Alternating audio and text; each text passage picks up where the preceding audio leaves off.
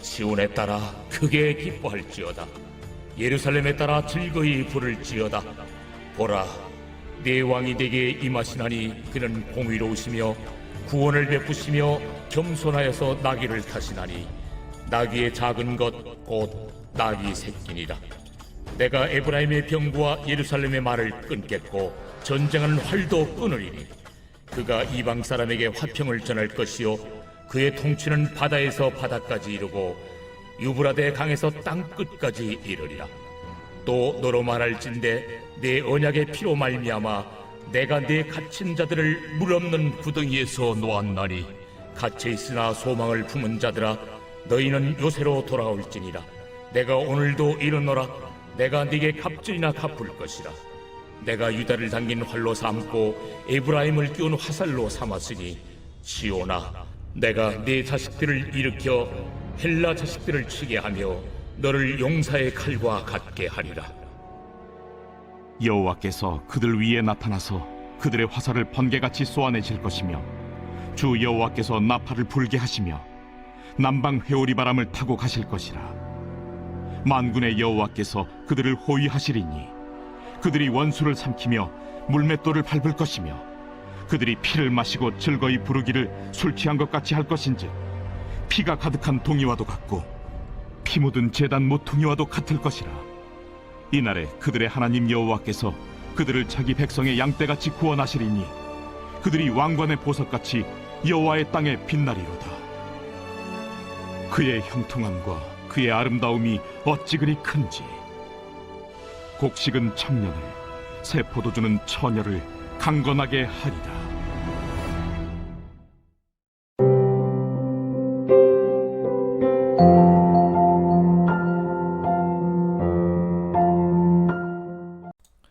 여러분 반갑습니다. 오늘도 큐티로 여는 기막힌 하루입니다. 본 말씀 스가랴 9장 9절부터 17절의 말씀입니다. 여러분은 내가 예수님을 믿는 목적이 무엇이라고 생각하십니까? 당연히 예수님을 믿는 첫 번째 목적은 구원이죠. 우리가 예수님을 믿고 구원받아 천국에 가는 것이 우리 신앙의 가장 첫 번째 목적입니다. 자, 그런데 과연 예수님을 믿는 것이 구원받는 것만 전부일까요? 그렇지 않죠. 여러분, 예수님께서 우리들에게 주시고자 하는 것은 구원만이 전부가 아닙니다. 한번 생각해 보십시오. 구원은 우리 일생에 단 한 번 일어나는 사건입니다. 그렇다면 구원받은 사람이 그 이후의 삶을 어떤 목적을 가지고 살아가는가? 이게 너무 중요한 문제인 것입니다. 여러분, 어떤 사람은 구원받고 그 이후에 10년을 살 사람이 있습니다. 혹은 20년을 살 사람이 있습니다. 저 같은 모태신앙인 경우는 구원받고 이 세상에서 50년, 60년 혹은 그 이상을 살아내야 될 사람들도 있습니다. 여러분, 그런데 너무 안타까운 것은 우리 한국교회가 이제껏 예수 믿고 구원받아 천국에 가는 것에 대해서는 너무 잘 가르쳤지만 구원 이후에 이 땅의 삶에서 우리 그리스도인들이 어떤 목적을 가지고 살아야 하는가? 우리 그리스도인들은 이 세상에서 무엇을 위해서 살아야 되는지를 잘 가르쳐주지 않았습니다. 그래서 교회 안에 예수님은 믿는데 삶은 엉망인 그런 이상한 그리스도인들이 너무 많은 것입니다. 자, 그러면 예수님께서 우리에게 구원을 베푸시고 그 다음에 구원받은 이후에 우리의 삶에서 원하시는 것이 무엇일까요? 바로 그것이 거룩입니다. 구원받고 그 안에 성령님을 모시고 사는 하나님의 자녀인 우리는 이제부터 거룩을 인생의 목적에 두고 거룩을 이루기를 힘쓰며 살아야 합니다. 자, 그러면 거룩은 무엇일까요? 거룩은 한마디로 말하면 예수님 닮는 것입니다. 우리가 예수님을 닮은 작은 예수가 되는 것이죠. 여러분, 그런데 이렇게 말하면 어떤 사람들은 마치 겸손한 듯이 아니 우리가 어떻게 예수님을 닮습니까? 라고 말합니다. 여러분, 그러나 그렇지 않습니다. 성경은 우리들에게 끊임없이 예수님을 닮아가라고, 예수님을 본받으라고 분명하게 가르쳐 줍니다. 바울은 고린도전서 11장 1절에서 내가 그리스도를 본받는 자가 되었다 라고 말합니다. 또한 로마서 15장 5절의 말씀에 보면 하나님이 너희로 그리스도 예수를 본받으라 라고 말합니다. 또 빌립보서 2장 5절의 말씀에 보면 너희 안에 이 마음을 품어라 곧 그리스도 예수의 마음이니 그랬습니다. 성경은 분명히 우리에게 예수님을 본받고 예수님을 닮은 작은 예수가 되라고 말씀하시는 것입니다. 물론 당연히 이것은 우리의 힘으로도 안 되고 능력으로도 되는 일이 결코 아닙니다. 그러나 우리가 말씀대로 예수 닮기를 소원하고 예수 닮기를 결단하면 그 다음부터는 우리 안에 계시는 성령님께서 우리를 도우시고 또 우리에게 힘을 주시고 우리를 이끌어 주셔서 작은 예수가 되어 가게 해 주시는 것입니다. 여러분 오늘 본문 스가랴서 9장 9절에 보면 보라 내 왕이 내게 임하시나니 라고 합니다. 여러분 이 왕이 누구입니까? 예수님이시죠. 스가랴는 오늘 우리의 왕이신 예수님이 장차 이 땅에 오실 것을 예언하면서 그 예수님이 어떤 분이신지를 소개하고 있습니다. 그래서 저는 오늘 이 9절 한 절에 집중하면서 오늘 스가랴가 예언한 우리의 왕이신 예수님이 누구신가를 우리가 함께 살펴보면서 우리가 예수님의 어떤 것을 닮아야 하는지를 우리가 함께 나누기를 원합니다. 자, 먼저 첫 번째로 예수님은 공의로우신 분이십니다. 자, 오늘 9절의 말씀에 보니까 그는 공의로우시며 그랬죠. 스가랴는 장차 오실 예수님은 공의로운 분이라고 소개합니다. 여러분 우리 예수님은 어떤 죄도 흠도 티도 없으신 공의로우신 하나님이십니다. 그런데 예수님은 그분의 의를 죄인인 우리들에게 나누어 주셔서 우리를 구원하시기를 원하셨습니다. 그래서 죄 없으신 예수님이 우리 대신에 십자가에 오르셔서 완전히 죽으심으로 우리에게 자신의 의를 전가하시고 우리를 구원하셨습니다. 여러분 그렇다면 이제 예수님의 의를 받아 구원받은 우리도 우리가 받은 예수님의 의를 구원이 필요한 다른 사람들에게 나눠줘야 합니다. 어떻게요? 그것은 우리도 예수님처럼 죽는 것입니다. 여러분 우리에게 죽음이라는 단어는 듣기만 해도 무섭고 두려운 것이죠. 그러나 예수님 안에서의 죽음은 모든 상황에서 생명으로 가는 길입니다. 여러분 우리가 육신의 죽음을 통과해야만 부활과 천국이 있듯이 우리가 모든 상황에서 내가 죽는 적용과 순종을 이룰 때 나의 죽어짐을 통해 생명이 사는 역사가 일어나게 되는 것입니다. 영국의 목회자이자 신학자인 존 스토드는 그의 책인 제자도에서 주님 안에서 죽는다는 것이 무엇인지를 이렇게 설명합니다.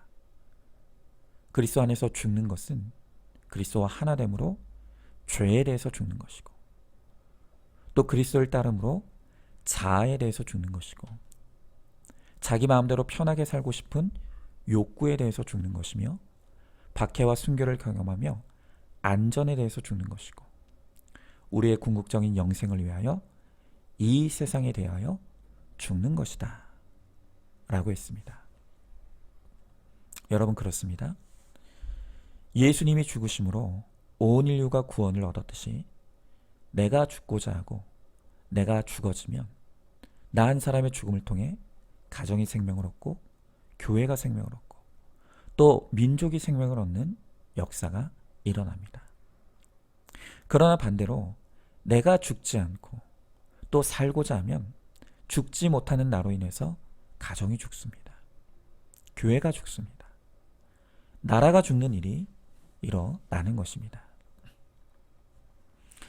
여러분 우리가 날마다 고백하는 것이 이 시대의 최고의 순교는 혈기내지 않는 것이라고 말씀드렸죠. 그런데 내가 혈기와 함께 죽지 못하고 펄펄 살아서 끊임없이 혈기를 부리면 그 혈기로 말미암아 얼마나 많은 사람들이 상처 입고 고통당하고 예수님도 나 때문에 욕을 먹게 되는 것이죠. 정말 지금 우리가 주 안에서 죽어져야 될 것들이 너무 많습니다. 그러나 그 가운데서도 우리가 한 가지만 꼽는다라고 한다면 여러분, 우리는 우리의 말에 대하여 죽어져야 합니다. 정말 우리가 살다 보면 말하고 싶을 때가 얼마나 많습니까? 그런데 성경은 100% 죄인인 우리의 죄가 가장 농축되어 있는 기관이 바로 우리의 입이라고 가르칩니다. 그래서 로마서 3장 13절의 말씀에 보면 그들의 목구멍은 열린 무덤이요 그 혀로는 속임을 일삼으며 그 입술에는 독사의 독이 있다라고 합니다. 이 말이라는 것은 마치 입속의 침과 같아서 입 안에 있을 때는 아무 문제가 없지만 입 밖으로 내뱉으면 그 순간부터 더러운 것이 되어버리는 것이 우리의 말입니다. 여러분, 이 말에 대한 우화가 하나 있습니다. 버섯을 캐는 남자 둘이 숲을 걷고 있었는데요. 한 사람이 무심코 땅 위에 떨어진 과일 하나를 밟았습니다. 그런데 그 과일을 밟자 갑자기 그 과일이 2배로 커지는 것입니다. 다른 남자가 이상해서 다시 힘을 주어 밟았더니 다시 이 과일이 더 커지는 것입니다. 두 사람이 그 과일을 밟으면 밟을수록 과일은 점점 더 커졌고 나중에는 숲의 길을 막아버렸습니다. 바로 이때 수염이 하얀 노인이 나타나 이렇게 말하는 것입니다. 자꾸 그 과일을 건드리지 마라. 그것은 말싸움이라는 이름의 과일이다. 맞서지 않으면 처음 그대로 있지만 상대하면 할수록 그것은 더욱더 커진다. 여러분, 그렇습니다. 우리가 하고 싶은 말이 목구멍까지 올라오고 꼭 해야 될 말이라고 여겨지더라도 말을 하고 나면 의도와 다르게 역효과와 부작용만 일어날 때가 많습니다. 우리가 그럴 때면 차라리 말하지 말았으면 좋았을 것을 하고 후회할 때가 얼마나 많은지 모릅니다. 여러분, 우리 그리스도인들이요 정말 말에 대해서 잘 죽어져야 합니다. 말하기는 더디하고 듣기를 속히 해야 합니다. 여러분, 우리 목장도 보십시오. 우리의 목장에서 말 많은 사람들이 사람을 살리지 않습니다. 다른 사람의 말에 진심으로 온 맘 다해 잘 들어주는 그 한 사람이 있는 목장이 모든 사람을 살리게 만듭니다. 여러분, 바로 얼마 전의 일이었는데요. 제가 새가족 신방으로 한 가정에 방문하게 되었습니다. 그 가정에 두 부부가 함께 저와 마주 앉았습니다. 그런데 한눈에 딱 보기에도 남편 되시는 성도님은 굉장히 과묵해 보이셨습니다. 실제로 신방 내내 단 한마디도 하지 않으셨습니다. 그런데 제가 무슨 대단한 질문을 드렸던 것이 아닙니다. 다만 그 남자 성도님께 어떤 일을 하고 계시는지 그리고 어떻게 지내시는지를 물었습니다. 그런데 그때부터 이분은 마치 댐에 둑이 터진 것처럼 자신의 살아온 세월을 고백하시면서 힘든 내면의 아픔들을 쉴 새 없이 쏟아내시기 시작했습니다. 이렇게 쉴 새 없이 자신의 이야기를 쏟아내는 남편의 모습을 옆에서 바라보는 그 아내 되시는 성도님도 놀라시는 눈치였습니다. 여러분, 저는요 거의 한 30분을 아무 말도 하지 않고 그분의 이야기를 묵묵히 눈을 맞추고 귀를 기울여서 온 맘 다해 공감하며 들어드렸습니다. 어쩌면 그분도 제가 떠난 후에 내가 왜 이렇게 많이 말을 했나 당황스러우셨을 수도 있을 것 같습니다. 여러분, 그러나 저는 그렇게 자신의 속마음을 한바탕 쏟아낸 그분의 얼굴에 화색이 돌고 미소가 지어지는 것을 분명히 보았습니다. 여러분, 이 세상 사람들이 지금 내 말을 들어줄 곳이 없어 속이 터져 죽어갑니다. 그런 이 세상 사람들을 위해서 우리 공동체가 입을 굳게 닫고 그들의 아픔에 경청하고 귀를 기울이며 공감해 줄 때 비로소 사람들이 숨이 쉬어지고 살게 되는 것입니다. 여러분, 우리가 예수 닮은 의를 이루는 길은 바로 예수님처럼 죽는 적용과 순종을 이루는 것입니다. 오늘 우리의 모든 관계와 사안 가운데 어떤 것이 죽어지는 길인지 우리가 깊이 묵상하기를 원합니다. 특별히 오늘 이 하루 나의 혈기와 나의 말에 대해 잘 죽어지시길 바랍니다. 그래서 나는 죽고 예수님이 사셔서 우리를 통해 생명의 역사가 이루어지기를 소망하시기 바랍니다. 자, 한번 질문해 봅니다. 나는 죽고자 합니까? 살고자 합니까? 지금 나에게 가장 죽어지지 않는 죄된 영역이 무엇이라고 생각하십니까? 오늘 하루 나의 입을 굳게 닫고 다른 사람의 말에 온 몸과 마음을 다해 경청하는 이 생명의 적용을 이루어 보시기 바랍니다. 자, 두 번째로 예수님은 구원을 베푸시는 분이십니다. 자, 다시 9절을 보니까요. 예수님은 구원을 베푸시며 그랬습니다. 여러분, 이 예수님의 구원에 있어서 제가 수십 번 강조하는 것이 있습니다. 그렇죠. 예수님은 구원을 베푸시는 분이십니다. 자, 그런데 중요한 것은 예수님은 무엇으로부터 우리를 구원하십니까? 잘 아시죠? 예수님은 우리를 우리의 죄에서 구원하시는 분이십니다. 그런데요, 많은 사람들이 이름은 같은 예수님인데 어떤 사람들은 나를 가난에서 구원하시는 예수님만 바라보는 사람들이 있습니다. 또 어떤 사람들은 나를 질병에서 구원하실 예수님만 믿는 사람들이 있습니다. 여러분, 그런데 그런 예수는 이름은 같은 예수일지 모르겠지만 사실은 진짜 예수가 아닌 내가 만든 우상일 뿐입니다. 우리가 우상을 만들어 놓고 그냥 그 우상에 예수라는 이름만 갖다 붙인 것입니다.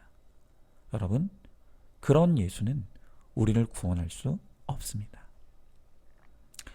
제가 예전에요, 설교 시간에 저는 목사의 이름으로 지옥 갈 뻔했던 사람이다 라는 고백을 자주 하는데 이 고백을 들은 어떤 성도님께서 저에게 이런 질문을 하셨습니다. 목사님, 우리가 예수님만 믿으면 구원받는 거 아닌가요? 그런데 왜 목사님은 예수님 믿으면서 자꾸 지옥 갈 뻔했다고 그렇게 말씀하시나요? 자, 여러분은 이 성도님의 질문을 어떻게 생각하십니까? 여러분, 이분의 말씀은 반은 맞는데 반은 틀립니다. 맞죠? 예수님 믿으면 구원받습니다. 틀림없는 사실입니다. 그런데 중요한 것은 내가 믿는 예수가 어떤 예수냐, 이게 중요한 것입니다. 제가 앞서 말씀드린 것처럼 많은 사람들이 이름은 분명히 예수인데 그런데 우리를 죄에서 구원하실 예수에는 관심이 없고 그 대신 내가 이루지 못한 욕심과 야망에서 나를 구원할 예수를 믿는다면 여러분, 그런 예수는 이름만 같을 뿐 사실은 우상일 뿐입니다. 그런 우상인 예수는 백날 믿어봤자 나를 구원하지 못하는 것입니다. 여러분, 이게 다른 사람 이야기가 아니라 바로 저의 이야기입니다. 저는 어느 날부터인지 알 수 없을 정도로 예수에 대한 저의 관심이 죄와 회개와 구원에 대해서는 없고 오로지 나를 작은 교회에서 구원하실 예수, 또 나를 성공한 목사로 만들어줄 그 우상을 만들어 놓고 그 우상에 예수 이름을 붙여서 저는 그 앞에 절했습니다. 그리고 제가 섬기는 성도들에게도 예수님의 십자가의 복음이 아닌 성공복음, 또 번영복음을 예수님 이름만 갖다 붙여서 그걸 복음이라고 떠들었습니다. 여러분, 제가 과거에 믿었던 예수는 이름만 같은 예수일 뿐 사실은 제가 만든 우상이었던 것입니다. 그런데 제가 만들어 놓은 그 우상을 저만 섬기는 것이 아니라 다른 사람들에게도 전했으니 어떻게 제가 천국에 갈 수가 있겠습니까?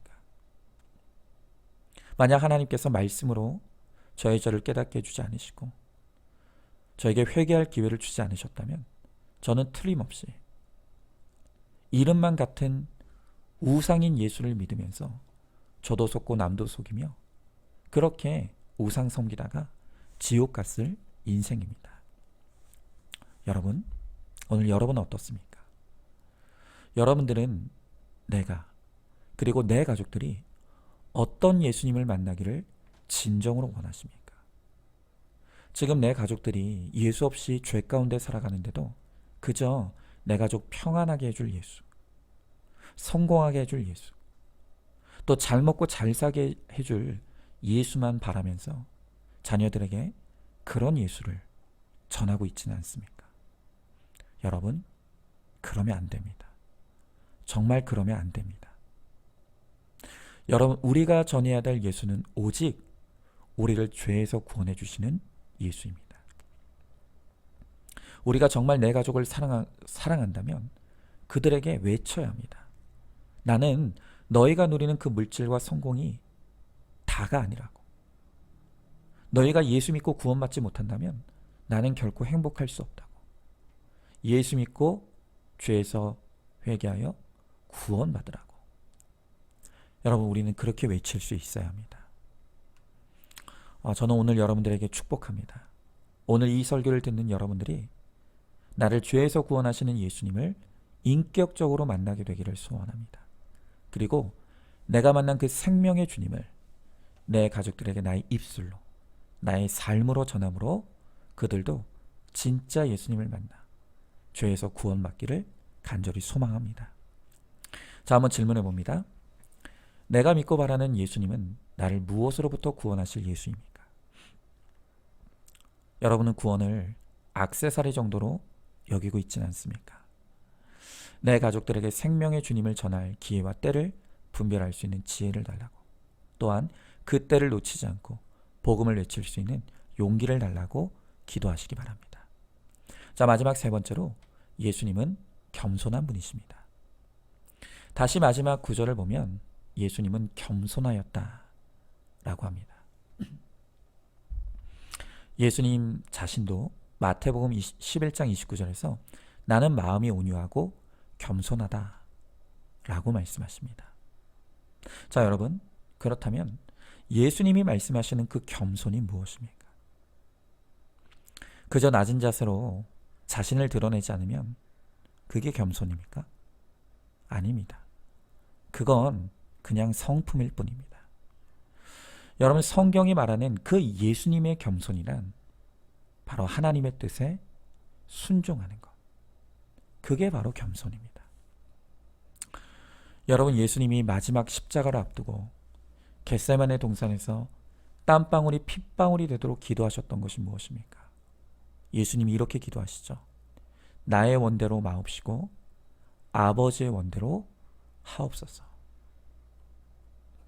예수님의 한결같은 소망은 나의 원함이 아닌 하나님 아버지의 원함에 순종하는 것. 바로 그것이 예수님의 기도 제목이었습니다. 그리고 바로 그것이 겸손입니다.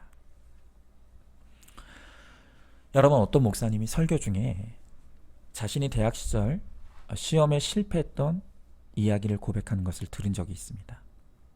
이 목사님이 대학에 다닐 때 전공 시험을 치르는데 시험지를 받아보니 논술형으로 딱 한 문제가 출제되었다고 합니다. 목사님은 열심히 답안을 작성한다고 석장을 빼곡히 써서 냈는데요. 그런데 결과가 낙제였습니다. 화가 났습니다.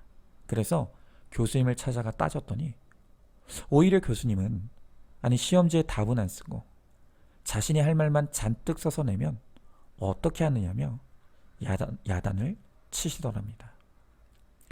여러분, 실제로 이 목사님은요, 시험지에 질문을 받고 도무지 답을 모르겠더랍니다.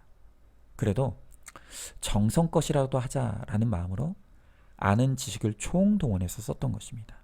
밑줄도 치고 중간중간에 꽃도 그려놓고 하여튼 정성을 다해서 답안지를 작성했습니다. 여러분, 그러나 그 정성을 다해서 써내려간 그 내용들은 교수님이 의도한 대답이 아니었던 것입니다. 결국 낙제였습니다. 그런데 여러분, 혹시 우리가 지금 이런 인생을 살고 있는 것은 아닙니까? 정성을 다하고 최선을 다하고 힘을 다해 열심히 살고 있지만 여러분, 그렇다고 우리 인생이 합격이 아닌 것입니다. 우리가 하나님 앞에 인정받으려면 하나님의 뜻대로 살아야 하는 것이죠. 여러분 어떻습니까? 여러분은 오늘 이 하루를 향한 하나님의 뜻을 알고 있습니까? 그 뜻대로 순종하고 있습니까? 여러분, 많은 사람들이 어떻게 해야 하나님의 뜻을 아느냐고 묻습니다. 간단합니다. 여러분, 큐티 하시면 됩니다. 내 인생의 크고 작은 사소한 문제까지 말씀 앞으로 가져와서 하나님 앞에 물으면 주님이 반드시 대답해 주십니다. 다만 내가 묻지 않고 들으려 하지 않기 때문에 하나님의 뜻을 모를 뿐입니다. 여러분, 저는요 딱히 제 앞날에 대한 계획이 없습니다. 제 인생의 계획은 딱 하나입니다. 그것은 하나님의 뜻대로 순종하며 따라가는 것입니다. 여러분, 제가 계속 고백하지 않습니까? 여러분, 제가 큐티 목회를 하게 된 것도요, 제 인생의 계획에는 전혀 없었던 일입니다. 1시간 기도 운동도요, 불과 2달 전만 해도 제 머릿속에는 전혀 없었던 일입니다. 그런데 어느 날 주님이 말씀으로 저에게 찾아와 주셨고 너무나 명확하게 이것이 하나님의 뜻임을 저에게 가르쳐 주셨기에 저는 순종하며 따라갔던 것입니다. 자, 그런데 그렇게 순종하며 따라가니 길이 열리고 방법이 생기고 또 되어지는 은혜가 있는 것입니다. 여러분, 이렇게 우리가 말씀과 기도로 하나님의 뜻을 묻고 또 깨달으며 그 하나님의 뜻에 순종하며 따라가는 그 하루하루가 쌓이다 보면 어느 날 마지막 순간에 우리도 예수님처럼 다 이루었다 고백하게 되는 것입니다. 여러분, 그러므로 오늘도 우리는 예수님을 본받고 예수님을 닮아 하나님의 뜻대로 오늘 겸손히 순종하여 살아갈 수 있길 바랍니다. 나의 원대로가 아닌 아버지의 원대로. 오늘도 말씀을 펴고 큐티하고 또 기도의 자리에서 기도하여서 하나님의 뜻을 깨닫고 그 뜻에 겸손히 순종하여서 다 이루었다 예수님처럼 고백하는 저와 여러분, 우리 모두가 될 수 있기를 소망합니다. 자, 한번 질문해 봅니다. 하나님께 묻지도 않으면서 하나님의 뜻이 무엇인지 모르겠다고 불평하고 있지는 않습니까? 매사에 크고 작은 사소한 일까지 말씀과 기도와 공동체에 겸손히 묻고 있습니까? 교만하여 묻지 않고 하기에 아무것도 이루어지지 않는다는 것을 깨닫기 바랍니다. 자, 오늘도 4월 22일 보석 상자입니다. 가장 불쌍한 사람은 가난한 자도 아니요, 병든 자도 아니요, 미워하는 자도 아니요, 살인하는 자도 아닙니다. 가장 불쌍하고 불쌍한 사람은 하나님께 잊혀진 자입니다. 하나님께 잊혀지기 전, 영원한 사망으로 가기 전에 제동을 거시는 것이 축복입니다. 고난을 통해서라도 내가 죄인인 것을 깨닫고 하나님 앞에 엎드리는 것이 바로 축복입니다. 아멘. 우리 함께 기도하겠습니다. 주님, 예수님은 우리의 왕이십니다. 그는 공의로우시며 그는 구원을 베푸시며 그는 겸손한 분이십니다. 주님, 우리도 예수님 닮아 공의를 행하고 또 예수님 닮아 구원을 베풀며 또 예수님 닮아 겸손하여 지기를 원합니다. 주님, 내가 쥐고 짐으로 예수님의 공의의 생명이 나를 통해 흘러나갈 수 있게 하시고 또한 내가 생명의 주님, 나를 죄에서 구원하실 그 주님을 신실하게 전함으로 내 가족이 구원을 받고, 또한 오늘도 나의 원함이 아닌 하나님 아버지의 원함에 순종함으로 주님의 뜻을 이루고 다 이루었다 고백하는 우리 모두가 되게 하여 주시옵소서. 믿사오며 사랑이 많으신 우리 예수님 이름 받들어 기도드리옵나이다. 아멘. 오늘도 큐티로 기막힌 하루를 살아내는 하늘가족 공동체 우리 모든 성도님 되시기를 주님의 이름으로 축복합니다.